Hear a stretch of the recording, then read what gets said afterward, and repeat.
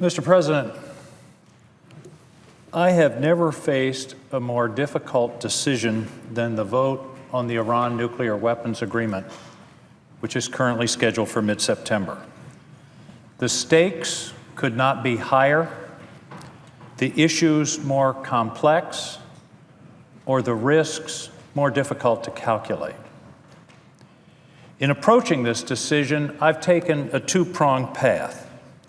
The first is to have learned everything I possibly could about the agreement itself, and then carefully analyze the alternatives.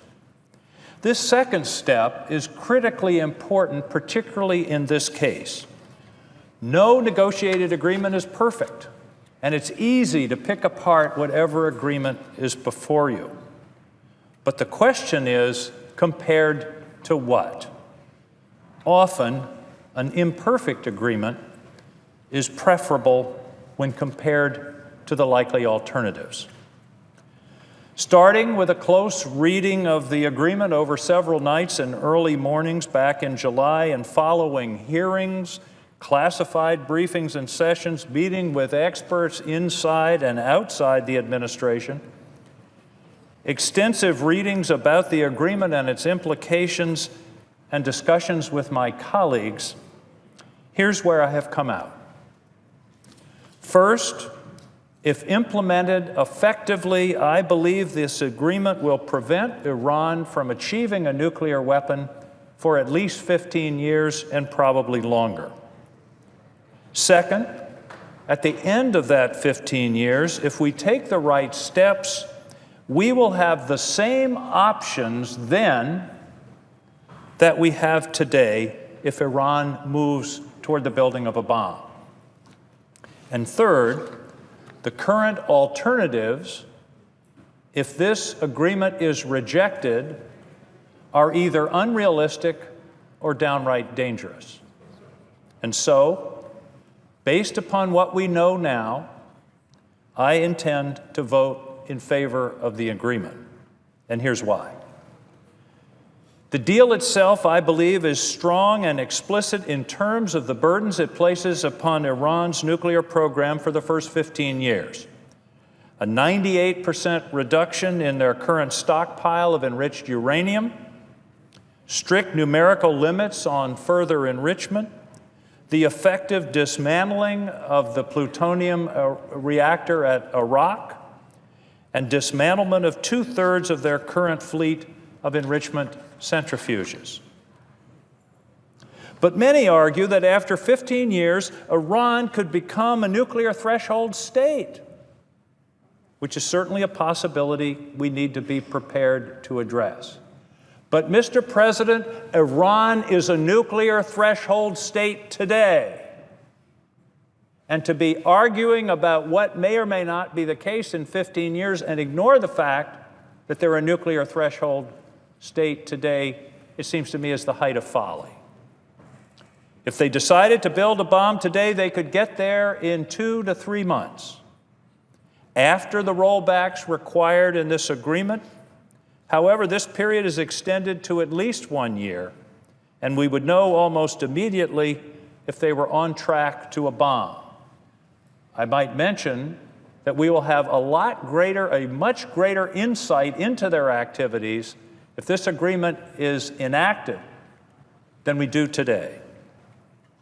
The inspection and verification provisions, as I mentioned, which will be monitored and enforced by the International Atomic Energy Agency, coupled with the tools and capabilities of the United States intelligence community and those of our international partners, which, by the way, is an important part of the verification regime. There's a lot of discussion about the IAEA as if that's the only people, those are the only people that will be watching.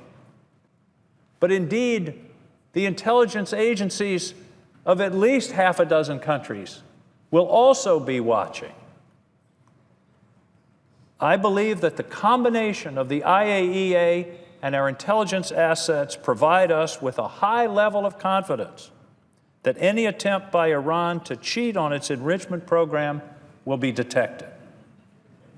IAEA inspections at known nuclear sites are indeed anytime, anywhere, and include Iran's entire uranium supply chain. While it's true that inspections at hidden sites, sites that we don't know about, could be delayed for up to 24 days from when the IAEA requests access, and that some covert work in such a site could be harder to detect. It's in the nature of uranium that traces can be detected long after 24 days, no matter how much they try to clean it up. The half-life of uranium-235, Mr. President, is 700 million years. They're not going to be able to clean it up in 24 days. And in the end, to build a bomb, there has to be nuclear material. But what about after 15 years when most of the restrictions on enrichment are lifted? If the Iranians try to break out at that point, we have the same options we have today, including the reimposition of sanctions or a military strike. In other words, we're in a similar place in 15 years to where we are now, but we will have achieved 15 years of a nuclear weapon-free Iran. If Iran violates the terms of the agreement at that point, I believe reimposing the effective international sanctions involving the rest of the world would be stronger and more likely than it would be today, because it would be Iran breaching the agreement, not us walking away from it. I can't argue, nor can anyone, that this deal is perfect. For example, I'd prefer that the 15-year limits be 20 or 25 or 30 years, or that the U.S. arms embargo would remain in place indefinitely. I would prefer to see that in the agreement. In fact, I think Congress can and should have a role to play in seeking to ensure the strict enforcement of the agreement and to mitigate some of its weaknesses, as well as reassuring our regional allies and partners and further strengthening our ability to ensure Iran never becomes a nuclear weapons state. But then we get to the really central question. As I said, it's easy to pick apart a deal. I don't like this aspect. I don't like that. I think it should be longer. I think it should be shorter. But the question, Mr. President, is compared to what? What are the alternatives? What happens next if we reject this agreement? The usual answer that I've heard in this body and in hearings and in meetings over the last month or so is sort of vague references to reimposing or strengthening the sanctions and bringing Iran back to the table and getting a better deal. The problem with this is that the countries which have joined us in the sanctions, and by doing so have considerably strengthened the impact of those sanctions on Iran, believe that this deal is acceptable. They have accepted it. And our unilateral rejection would almost certainly lead to those sanctions eroding rather than getting stronger. I would not argue they will collapse, but they will definitely erode. It's hard to argue that the sanctions will get stronger when the countries that have helped us to enforce and make those sanctions effective believe that we should endorse and enter into this agreement. If that happens, Mr. President, we have the worst of all worlds. Iran is unfettered from the terms of the agreement, and they're subject to a weaker sanctions regime. It's important to remember, Mr. President, and this often isn't conveyed much in the information that is shared, this is not simply an agreement between the United States and Iran. This is an agreement between the United States and Germany and Great Britain and France and China and Russia and Iran. This is not a unilateral agreement. This is an agreement that has been entered into by the major world powers, and they have found it acceptable. Now, the other option, if we can't somehow find our way to a better deal, and I haven't heard anybody credibly argue why or how that would happen, The only other only other option, of course, is a military strike, which the experts estimate would only set the Iranian nuclear program back between 2 and 3 years. Where are we then? Are we in a position where there would have to be follow-on strikes to prevent the reconstitution of Iran's nuclear facilities every 2 or 3 years? That would be at an unpredictable and incalculable cost. Now, it's true that as a result of Iran's acceptance of the limitations of the agreement, they get relief from the nuclear sanctions and the release of approximately $50 billion of restricted foreign assets that they'll be able to spend. But it's important to remember, they only get that after they comply with the limitations. If we sign on to this agreement, they don't get the money the next day. They have to meet the limitations in the agreement, and the IAE has to verify that. Let me repeat. There is no sanctions relief until Iran implements and the IAEA verifies that its nuclear commitments have been met. To get that relief is why they entered into these negotiations in the first place. And to get them into the negotiations is why we led the imposition of the sanctions in the first place.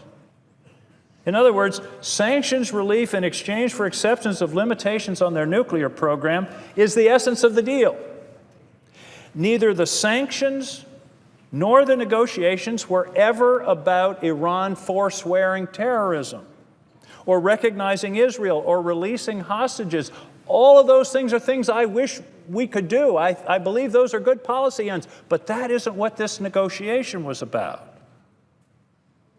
To try to add them now or argue that the deal falls short because they aren't included is simply unrealistic.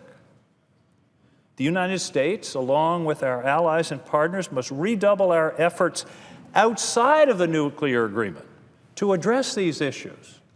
They are critically important issues. We need a strategy to deal with an expansionist Iran completely separate from the nuclear issue.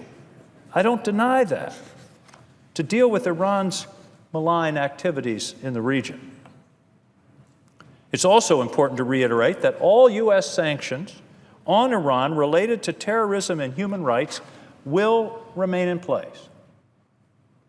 When President Kennedy was negotiating the removal of the Soviet missiles from Cuba, he did not throw in that Cuba had to depose Castro or that the Soviets had to forswear their dangerous enmity to the West. The phrase they used was, "We will bury you." He simply wanted to get those missiles out. He didn't try to settle all the issues of the Cold War. And indeed, so it is with this deal. The idea has always been to constrain Iran's nuclear capability, not settle all the issues of the Middle East, no matter how desirable that might be. In my book, there's only one thing worse than a rogue Iran seeking to make trouble for its neighbors and us. And that's a rogue Iran seeking to make troubles for its neighbors and us armed with nuclear weapons. And that's the issue before us. Finally, of equal importance, as the terms itself of the agreement, is ensuring that it is effectively implemented. One of my principles of my life is that implementation and execution are as important as vision. If this agreement is approved, that's day one of the critical implementation and execution period. There is a real risk, I believe, Mr. President, that as time wears on, the attention of the international community on this issue will diminish. It will be vital for the United States across successive presidencies to maintain focus on implementing and enforcing the terms of the agreement. Congress also will have a crucial role to play, both in oversight of the deal's implementation and in making certain that the IAEA and our intelligence agencies have the resources they need to monitor and assure compliance, and in more broadly ensuring that all of our options to prevent Iran from developing a nuclear weapon whenever they may decide to take that step remain viable if the agreement collapses. Mr. President, I've negotiated lots of contracts over the years, and one side or the other rarely wins in a negotiation. The idea is that all sides get something that they want or need, and in the end, I believe that's what's happened here. If this deal is implemented properly, I believe it will accomplish our national security objectives while preserving or improving all of our existing options to ensure that Iran never develops a nuclear weapon. Mr. President, there is no certainty when it comes to this question. As I said at the beginning, I believe this is the most difficult decision I have ever had to make. There are risks in either direction, and there are credible arguments on both sides. But in the end, I've concluded that the terms of this agreement are preferable to the alternatives, and that's the crucial analysis.